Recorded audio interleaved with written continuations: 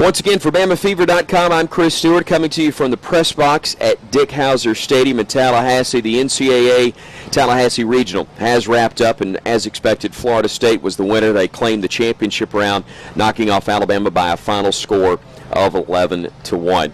It was somewhat expected, but really the story to me is the fact that Mitch Gaspard was able to get his team back here.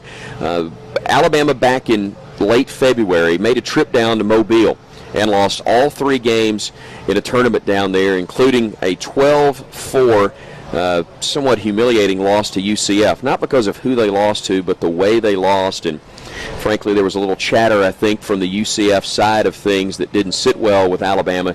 But that team may have needed that in order to sort of rededicate themselves and grow up rather quickly. There were still many bumps left in the road from a baseball perspective. There was the unimaginable issues, different types of issues they had to deal with after the tornado struck Tuscaloosa, and those players were directly involved with that and affected by that.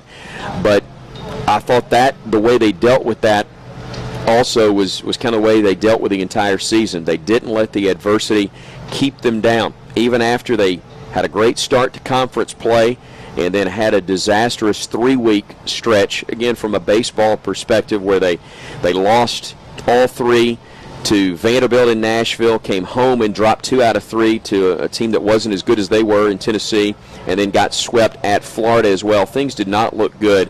This team kept grinding and found a way to earn a spot into the postseason. And then after that, also got another crack at UCF and made the most of it, beating them 5-3 in the region's opening game. And then the semifinal of the regional, earned a spot in the championship round by knocking off the Golden Knights almost by an identical score to the one that the Knights had handed them early in the year. 12-5 would be the final in that game here in Tallahassee.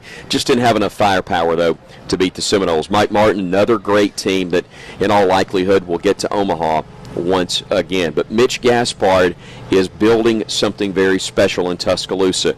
To have less than you want in terms of talent, knowing it's going to be a down year, and yet kind of willing your way into the postseason, finding a way to keep the postseason run going. It is not easy to make that field of 64. LSU's a great example.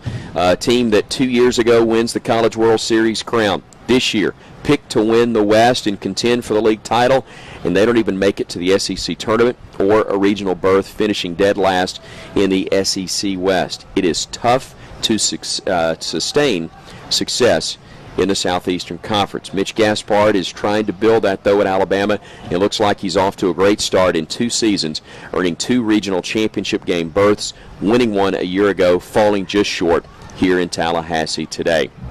We got a lot more coming up here on BamaFever.com. We'll be looking ahead to the college football season. In fact, in the next few days, we'll begin our preview, looking at different areas of the Crimson Tide football team and start breaking down the schedule, sharing some daily thoughts on college football. So don't think that just because the season's wrapping up that we are done here on the website. A lot more coming your way, and we'll be ramping things up even a little bit as we kind of fill that downtime for you here on our site. Don't forget Father's Day right around the corner. In fact, it's coming up this weekend, so do your shopping now for Dad, for that Bama fan in your life, that Bama fan father in your life.